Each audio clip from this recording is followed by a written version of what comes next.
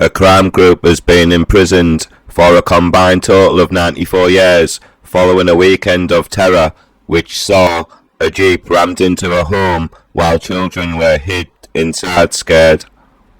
A long-running bitter feud by organised criminals in County Durham exploded into a weekend of feral violence on the 7th and 8th of January 2023.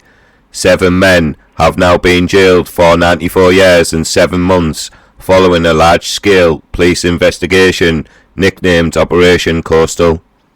The group leader, James Stephenson, was sentenced to 16 years and 9 months in prison. Wayne Griffin got 19 years and 9 months in prison.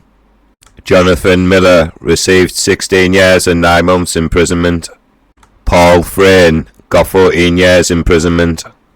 Connor Ellison received 13 years. Shane Leigh received 9 years imprisonment. Graeme Oliver received 5 years and 5 months imprisonment. Detective Superintendent Andy Reynolds, in charge of the Operation Coastal at Durham Constabulary, said, "Incidents like this are very rare in County Durham and Darlington, and I hope this investigation sends out a clear message to criminals that we will not tolerate such extreme violence on our streets." The trouble began on Saturday, the 7th of January 2023, when a silver Mitsubishi Shogun rammed into a property in Hartlepool, and a gang of men, led by Stephenson, smashed up a parked car on the driveway of the house and set fire to it. As the Shogun rammed into the house 4 times, leaving structural damage, it endangered 4 children and a woman who were hiding inside. Following the attack, the group dumped the Shogun and burned it out. 2 other cars were later located by police, who found baseball bats and accelerants inside the vehicles. The following night, the rival crime group carried out a retaliatory aggravated burglary at a property connected to one member of Stephenson's crime group in South Crescent, Hordern.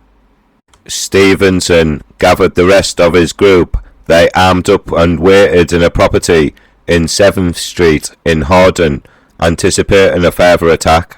Shortly after, a stolen transit van began raiding 2 shops owned by Stephenson, a vape shop and a tanning salon on 5th Street in the village. The whole attack was caught on CCTV.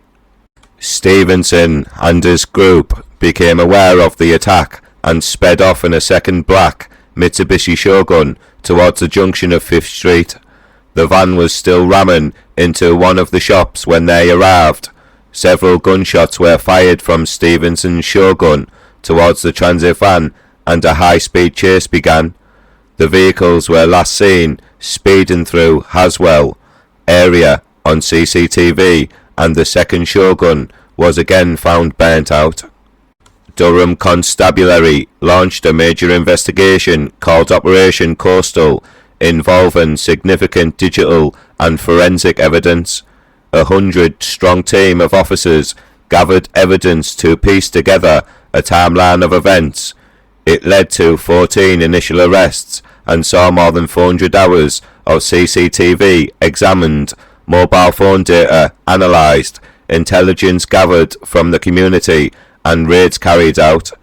Inquiries led armed officers to a remote farm nearby, where bullets, including one identical to those fired in 5th Street, were found. A bottle of accelerant dropped outside the house in Hartlepool also provided key DNA evidence.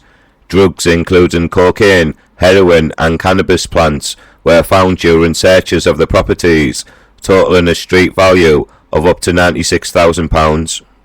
After initially denying the charges and offering no comment in police interviews, they admitted all of the offences at Newcastle Crown Court in June.